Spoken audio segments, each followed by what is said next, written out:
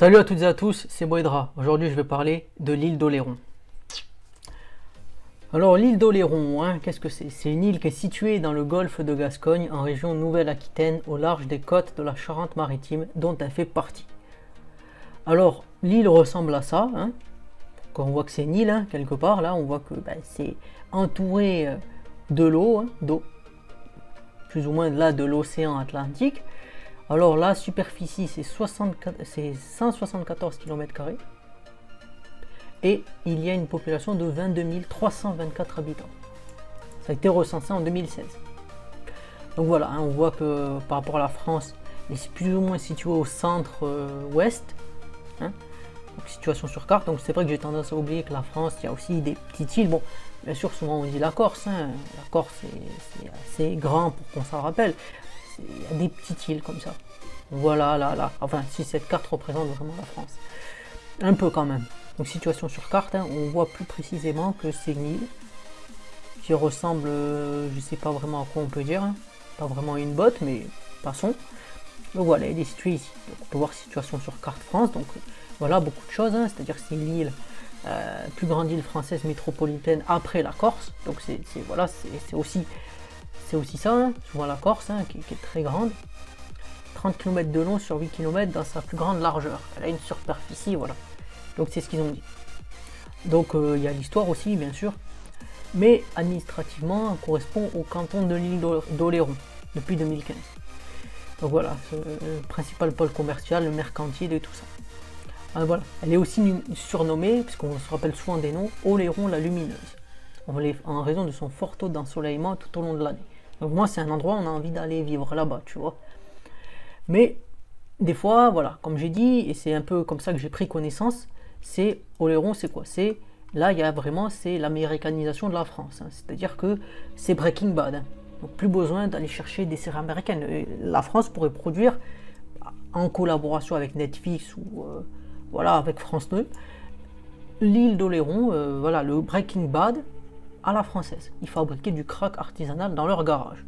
Surnommée la petite Jamaïque, là c'est plus Oléron la Lumineuse, là t'oublies, je pense.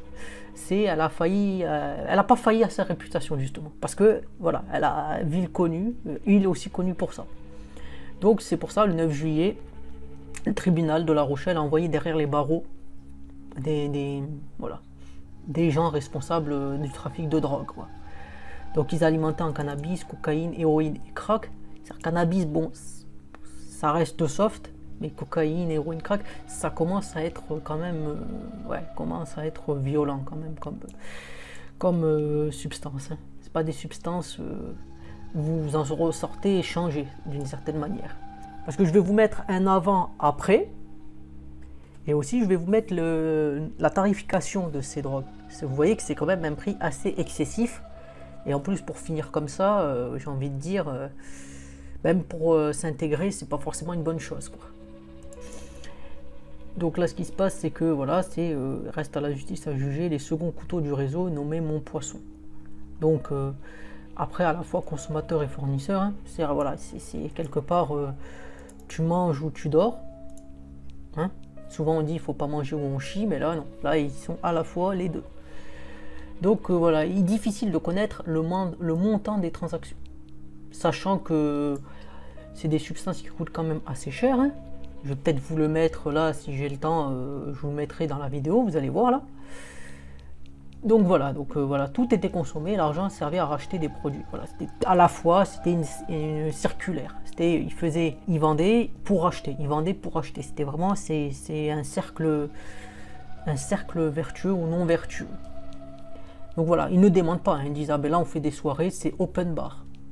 Voilà, et ils sont clairs, il n'y a pas d'ambiguïté là.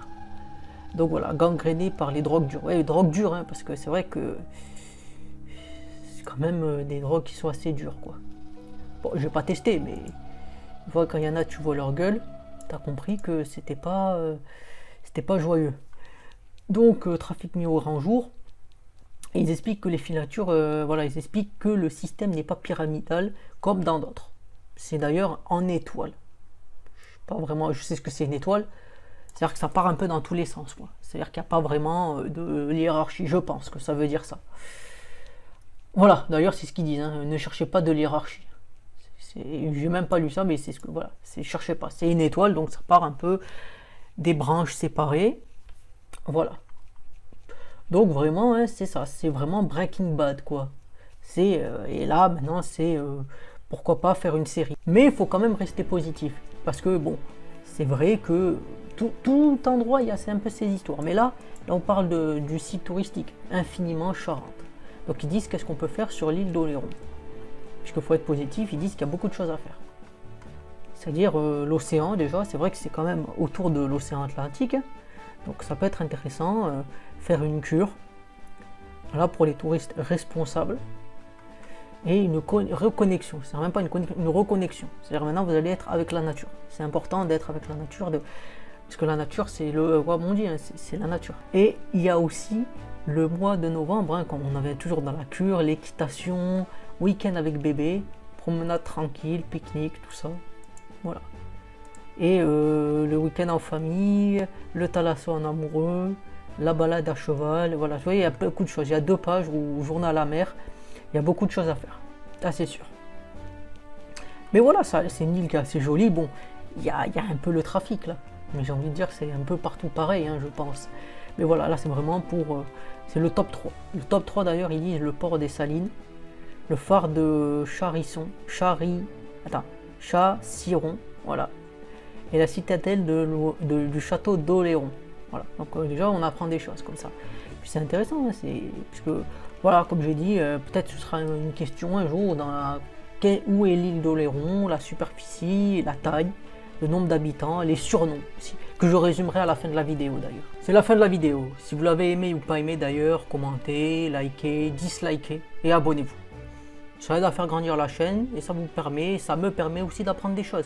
Là, même si vous n'avez pas aimé, vous aurez appris ce que c'est l'île d'Oléron. Peut-être ça pourrait être une question quand vous passerez à la télé. Vous direz merci, vous me direz merci au fond de votre cœur. Donc c'était Moïdra, je vous dis salut et à plus pour un prochain épisode.